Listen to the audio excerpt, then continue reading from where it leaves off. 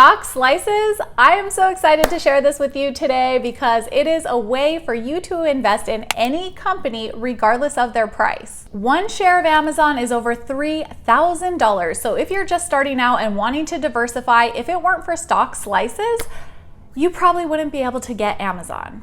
Stock slices are just a clever way of saying fractional shares. They're a portion of an entire stock versus the whole stock. They allow you to buy a fraction or a portion of a company's stock versus the entire thing, which is really helpful when you're just getting started out in investing and some individual stocks that you might really love to buy are just priced too high for you to afford. So how do fractional shares even work? The brokerage company that you buy the stock slice from owns the entire stock, and they divide that up into little portions and sell that to the individuals that want to participate in the stock slice program. If you need a breakdown of how stocks work, take a look at this video because I do give you a quick breakdown on that. Every brokerage firm is trying to gain your business, so the more features that they can offer to their individual customers, the more likely they are to keep and grow their business. So that's why they keep coming out with different features and incentives to get you to come in and start your investing journey with them. Because ideally, you may start out small, but you might stick with them for the long run, and then they have your business. One question that comes up a lot is, how do dividends work when it comes to stock slices? And it's pretty much just like any other dividend. It's just you get a smaller portion of it. You get the same dividend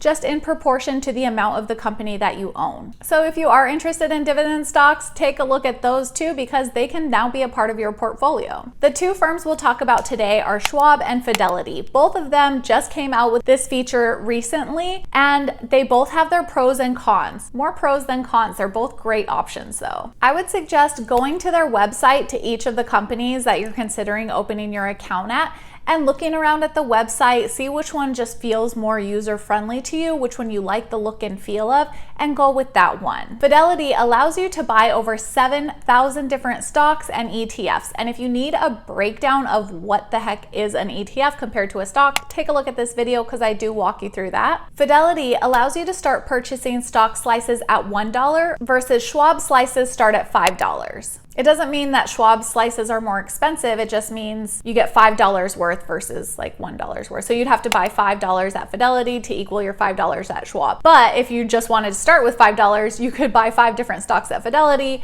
versus Schwab, you could only buy one stock for $5. Fidelity requires you to use their app to purchase stocks, and Schwab doesn't have that restriction. If you're on your phone making purchases anyways, this might not be a drawback, so keep that in mind. I like the idea of having set increments of stocks and equal amounts of different stocks. So Schwab makes it really easy. You could do the same thing with Fidelity, but you just have to keep that in mind. You wouldn't want to buy like $7 of one stock and $3 of another and $8 of one, because it could just get really confusing. Versus if you buy the same amount of each stock, then it'll help you be equally invested in different stocks and really compare apples to apples, I guess, when you're looking at your different stocks. Both platforms do make it really easy for you to get invested. You just log on, enter your information, open the account.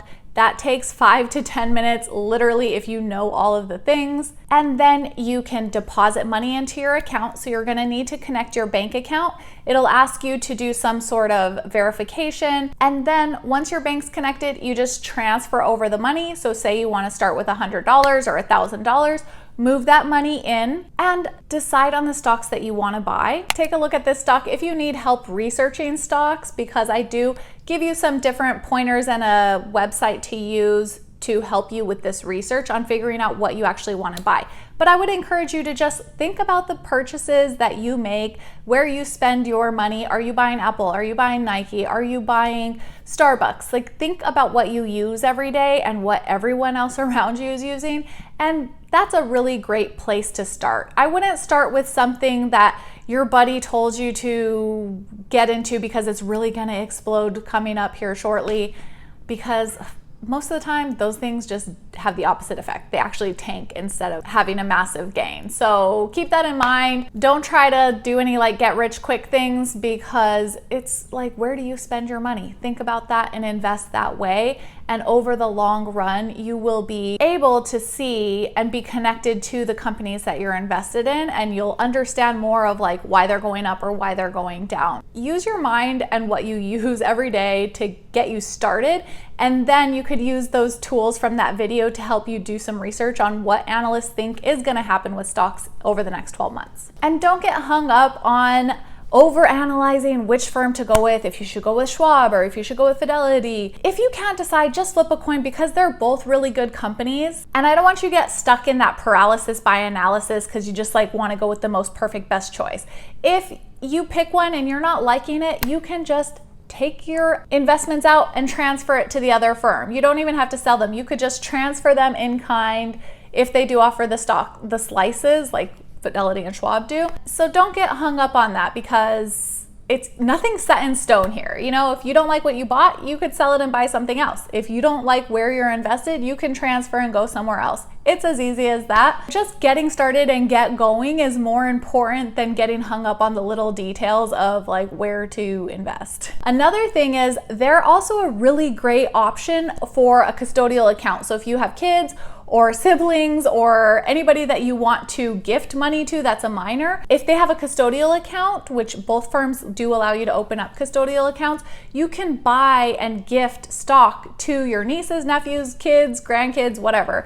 And it's a great gift to give instead of something that they're gonna forget about. They'll like actually be able to thank you for this years to come. So that's another great feature, the custodial accounts and using stock slices within those. Oh, and I don't even think I talked about stocks like costs yet, because both of these places allow you to trade and buy these slices for free, which is awesome.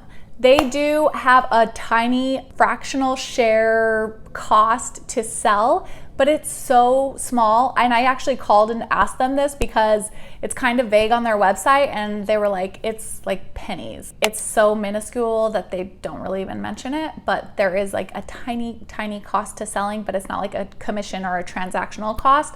Didn't seem like anything that you would need to be worried about. Anyway, I hope you found that useful. Be sure to subscribe if you're new here. I would love to hear any questions that you have in the comments below, and I will see you on the next one. Bye.